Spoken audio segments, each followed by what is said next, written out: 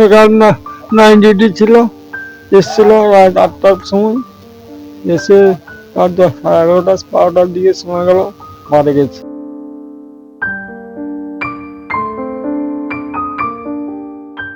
আমরা এখনো জানতে পারিনি, সেটা তো আমার কাছেও একই রকম সন্দেহভাজন। কেন মারা গেলেন, কিভাবে মারা গেলেন, মারা যাওয়ার সময় কি কি ঘটনা ঘটেছিল, এই প্রশ্নের উত্তর তো পুলিশ দেবে, ময়নাতদন্ত রিপোর্ট দেবে।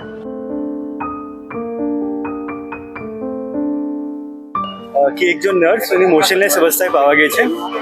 ইমিডিয়েটলি আমাদের টিম ওখানে গিয়েছিল।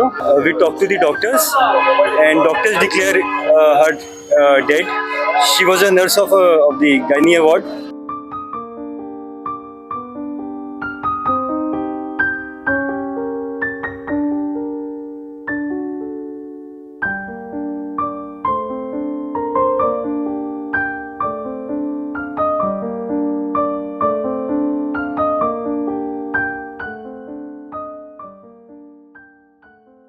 ফের রহস্যজনক মৃত্যু শহর কলকাতার একটি মেডিকেল কলেজ এবং হসপিটালে, এইবার শিয়ালদার এনআরএস হসপিটাল।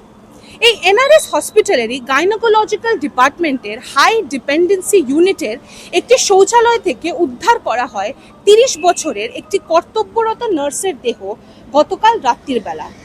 নার্সকে আইডেন্টিফাই করা হয়েছে এবং তার নাম হচ্ছে রূপালী বর্মন। রূপালী বর্মন এই এনআরএস মেডিকেল কলেজেরই স্টুডেন্ট ছিলেন। এখানেই তিনি তার নার্সিং কমপ্লিট করেন এবং নার্সিং কমপ্লিট করার পর গাইনোকোলজিক্যাল ডিপার্টমেন্টে তিনি কর্তব্যরত ছিলেন। গতকাল রাত্রে অর্থাৎ অগস্ট মাসের 12 তারিখ তিনি নাইট ডিউটিতে জয়েন করেন। তার নাইট ডিউটি শুরু হয় রাত্রির 8টার সময়। রাত্রির 8টার সময় তিনি আসেন, তিনি তার ডিউটিতে জয়েন করেন এবং রাত্রির 8টার থেকে রাত্রির 10টা 20 অবধি ওনার যা যা স্টেটেড ডিউটি ছিলেন উনি সেই ডিউটিটা কমপ্লিট করেছেন। রাত্রির 10টা 20 নাগাদ উনি ওনার ডিউটির থেকে বেরিয়ে এই গাইনোকোলজিক্যাল ডিপার্টমেন্টেরই এইচডিইউ ইউনিটের 33 নম্বর রুমের বাইরে একটি ওয়াশরুমে যান এবং ওয়াশরুমে যাওয়ার পরে ভিতরে বেশ কিছুক্ষণ থাকেন। অনেকক্ষণ ভিতরে থাকবার পরে যখন বাইরে তার যারা বন্ধু বান্ধব, তার যারা কলিগস যারা ছিলেন, তাদের সন্দেহ হয় মনে, কারণ অনেকক্ষণ তারা ডাকাডাকি করে, ফোন করে, কিন্তু তরফ থেকে কোনো সাড়া শব্দ তারা পায়নি। তারপরে তারা যান এবং সেই ওয়াশরুমের দরজায় অনেকক্ষণ ধরে নাড়া দেন, ভিতর থেকে কোনো সাড়া শব্দ আসেনি। এটা যখন হয় তখন তারা তাদের সুপারভাইজারদেরকে জানান। সুপারভাইজারদেরকে জানাবার পরে দুজন হসপিটাল স্টাফ মেহবুব আলম এবং শ্রেয়া গাইন ওরা আসেন এবং এসে ওই দরজাটি ভেঙে ফেলেন। দরজাটি ভাঙবার পরে দেখা যায় ভিতরে অচৈতন্য অবস্থায় পড়ে আছেন। তৎক্ষণাৎ নিয়ে যাওয়া হয় এবং তাকে রিসাসিটেট করবারও চেষ্টা করা হয়, কিন্তু এক্সামিনেশনেরই সময় তাকে ডেড ডিক্লেয়ার করা হয়েছে। এখনো অবধি রহস্য ঘিরে আছে তার মৃত্যুর কারণ নিয়ে। মেদিনীপুরের পটাশপুরের বাসিন্দা। গত বছরই তার বিয়ে হয় এবং বিয়ে হওয়ার পরে দমদম ক্যান্টনমেন্ট এলাকায় তার স্বামীর সাথে থাকতেন। ঘটনাটি হওয়ার পর এনআরএস হসপিটালের তরফ থেকে তার স্বামীকে খবর দেওয়া হয় এবং তার স্বামী সঙ্গে সঙ্গে হাসপাতালে আসে। আমরা সকালবেলা এটাও দেখতে পাই যে আমাদের রাজ্যের স্বাস্থ্যমন্ত্রী শরদ্দত্ত মুখোপাধ্যায় উনি এখানে আসেন এবং উনি এসে গোটা সিচুয়েশনটা স্টক নেয়। উনি স্পটে যান, যেখান থেকে বডিটা রিকভার করা হয়েছে সেখানে যান এবং প্রত্যেকটা জায়গায় তিনি পার্সোনালি গিয়ে স্টক নেন এবং উনি এটাও জানিয়েছেন যে ইনভেস্টিগেশনটা চলছে সেটা ইন্ডিপেন্ডেন্টলি কলকাতা পুলিশের তরফ থেকে করা হবে। প্যারালালি উনি একটা মেডিকেল এনকোয়ারি কমিটি স্বাস্থ্য দপ্তরের আন্ডারে এস্টাবলিশ করেছেন এবং সেই কমিটিকে উনি নির্দেশ দিয়েছেন যে 7 দিনের মধ্যে একটি রিপোর্ট পেশ করতে হবে তাদের ফাইন্ডিংয়ের উপর বেস করে। এই কমিটির মধ্যে কারা কারা থাকছে? এই কমিটির মধ্যে থাকছে হচ্ছে এনআরএস হসপিটালের প্রিন্সিপাল, এখানকার ফরেন্সিক ডিপার্টমেন্টের হেড, এখানকার মেডিকেল সুপারিনটেন্ডেন্ট, নার্সিং ডিপার্টমেন্টের হেড, সাইকিয়াট্রিক ডিপার্টমেন্টের হেড।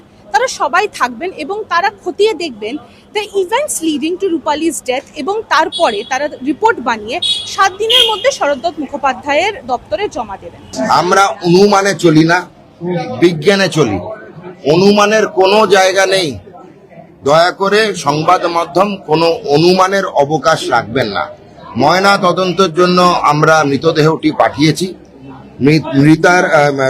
মৃত ব্যক্তির হাজবেন্ড, ওনার নাম হচ্ছে রাহুল দাস। হাজবেন্ড চলে আসেন আনুমানিক 11টার পরে। ওনাকে পুরো জিনিসটাই অবগত করা হয়েছে। আমরা যা যা দেখেছি করেছি। ওনার একটা আবেদন হয়েছিল স্বাস্থ্য দপ্তর এবং পুলিশের কাছে, সেটা হচ্ছে যেহেতু উনি মারা গেছেন নীলরতন সরকার হাসপাতালে, ময়নাতদন্তটা অন্যত্র করানো। উনি নিজেই বলেছেন মেডিকেল কলেজে করালে উনি খুশি। আমরা সব ব্যবস্থা করে দিয়েছি। ময়নাতদন্ত হবে কলকাতা মেডিকেল কলেজের ফরেনসিক বিভাগের প্রধানের তত্ত্বাবধানে। আমাদের এখানকার নীলরতন সরকারের ফরেনসিক বিভাগের যিনি প্রধান, বিভাগীয় প্রধান, ওনাকেও অবগত করেছি, উনিও সেটা জানেন এবং উনিও যা যা ওনার জন্য ওনার দপ্তরের তরফ থেকে মেডিকেল কলেজ দপ্তরে জানানো সেটা আমি জানিয়ে দিয়েছি। মৃতার পরিবারের সঙ্গে আমি একটু পরে দেখা করতে যাব, উনি এন্টালি থানায় আছেন। পুলিশ ইতিমধ্যেই তদন্ত আরম্ভ করেছেন এবং পুলিশ জানিয়েছেন আপাতত এই এখনো অবধি যা হয়েছে তার মধ্যে পুলিশ কোনো সিচুয়েশন বা কোনো পসিবিলিটি রুল আউট করছেন না। পুলিশ ওয়েট করছেন পোস্টমর্টম রিপোর্ট আসা অবধি। আমরা এতক্ষণে যেটা জানতে পেরেছি তা হচ্ছে এই কেসটার উপরে একটি ইউডি কেস রেজিস্টার হয়েছে। ইউডি কেস মানে আনন্যাচারাল ডেথ কেস রেজিস্টার হয়েছে এবং সেটার উপরে ভিত্তি করে পুলিশ রূপালী বর্মনের বডি পোস্টমর্টমে নিয়ে যায়। মারা গেল আমার যে মেয়েটা বিয়ে করেছে যাকে, আমার জামাই, সেই ফোন করলো আর কি, বলে রূপালীর নেই আর।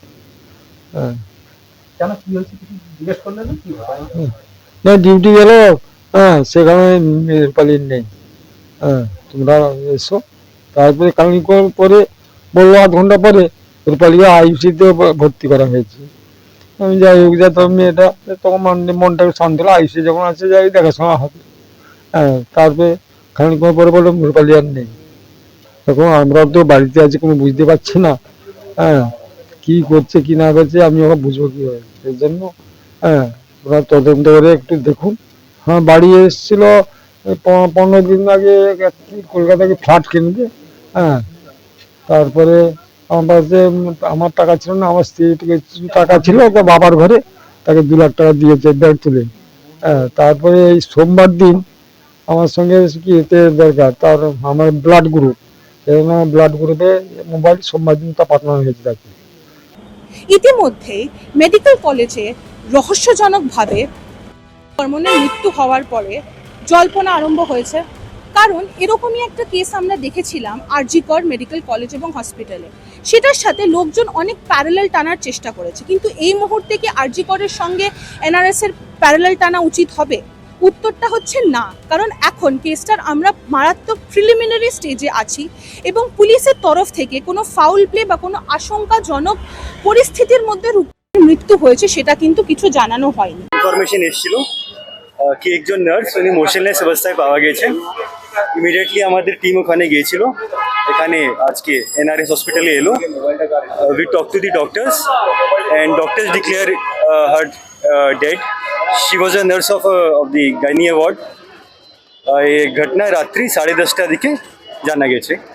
তো ইমিডিয়েটলি যা যা স্টেপস আছে আমাদের সিন অফ ক্রাইম আছে সেটা সিল করে দেওয়া হয়েছে এবং আর এখন পোস্টমর্টম করা হবে এবং বাকি যা ইনভেস্টিগেশন আছে অলরেডি আমাদের ডিডি হোমিসাইড স্কোয়াড যারা আছে ওরা অলরেডি টেক আপ করে নিয়েছে। সেটা এখন ঠিক হয়নি, ফ্যামিলি যেখানে চাইবে অ্যাকর্ডিংলি উইল বি প্রসেসিং ইট। সেটা is too early to say. এখন সেই মতন আমরা ইমিডিয়েটলি কিছু পাইনি, আমরা জাস্ট ভিজিট করলাম spot.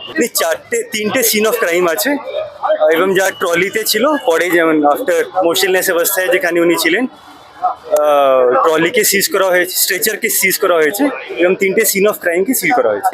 That is under seal করা হয়েছে। আমাদের ফরেন্সিক টিম আসছে, ওরা দেখবে। তো তারপরে যা হচ্ছে ইনভেস্টিগেশন প্রোগ্রেস করবে, পরে যা ডেভেলপমেন্ট হবে সেটা আমরা জানি।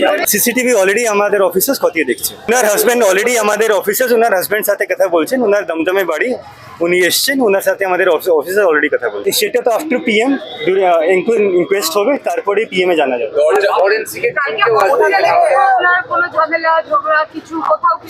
আগে আমরা ফ্যামিলির সাথে কথা বলি, তারপরে যেমন ডেভেলপমেন্ট হবে অ্যাকর্ডিংলি উইল টক। আর এই উইটনেস আছে তারা বলছে, আমার বাকি আমাদের ফরেন্সিক টিম এলে যেমন চেক করবে সে মতন আমরা জেনে যাব। ভেঙে পড়েন রূপালীর বাবা এবং উনি পশ্চিমবঙ্গের মুখ্যমন্ত্রী শুভেন্দু অধিকারীর উপর পুরো আস্থা রেখেছেন এবং আবেদন জানিয়েছেন যাতে স্বচ্ছভাবে তদন্ত হয় এবং তার মেয়ের মৃত্যুর সঠিক কারণ যাতে জানা যায় এবং যদি কোনো ফাউল প্লে হয়ে থাকে তাহলে সেটার জন্য জাস্টিস ফ্যামিলিকে দেওয়া হয়। উনি মুখ্যমন্ত্রী শুভেন্দু অধিকারীর উপর আস্থা রেখেছেন এবং উনি বলেছেন যে মুখ্যমন্ত্রীর দপ্তরের তরফ থেকে দেখা হবে যে তার মেয়ে যাতে জাস্টিস পায় এবং তদন্ত যাতে স্বচ্ছভাবে হয়। এখন মেয়ে যাতে সুস্থ বিচার হয়, আর এই জন্য চাই যে শুভেন্দুবাবু যদি আমাদের মুখ্যমন্ত্রী হয়েছেন এখন আমাদের পূর্ব মেদিনীপুরে, এই বিনতি অনুরোধ আমার, আর অন্য কিছু না। 30 বছর বয়সের নার্সকে যখন উদ্ধার করা হয় সেই সময় যারা প্রত্যক্ষদর্শী ছিলেন তারা অন ক্যামেরায় এসে বলতে হয়তো চাননি, কিন্তু তারা আমাদেরকে এটা জানিয়েছেন যে যখন তাকে খুঁজে পাওয়া যায় তাকে কিন্তু অচৈতন্য অবস্থায় খুঁজে পাওয়া যায় এবং তারা এটাও জানান যে তার গায়ে কোনো ভিজিবল আঘাতের চিহ্ন কেউই দেখতে পাননি এবং সেই সময় তার আশেপাশে কোনো সুসাইড লেটারও তারা খুঁজে পাননি। পরবর্তীকালে পুলিশও কিন্তু এটা জানায় যে সুসাইড লেটার এই মুহূর্তে খুঁজে পাওয়া যায়নি এবং প্রাথমিকভাবে দেখে যেটা বোঝা যাচ্ছে যে ফাউল প্লে হয়নি, কারণ তার সারা শরীরে কোনো ভিজিবল ইনজুরি মার্কস কিন্তু এখনো পাওয়া যায়নি। কিন্তু এই মুহূর্তে পোস্টমর্টম চলছে এবং এক্স্যাক্ট রিজন অফ ডেথ পোস্টমর্টমের পরেই বোঝা যাবে। তবে পুলিশ কিন্তু এখনো অবধি কেসটা ওপেন এন্ডেড রেখেছেন এবং তারা বিভিন্ন অ্যাঙ্গেলে প্রোব করছেন।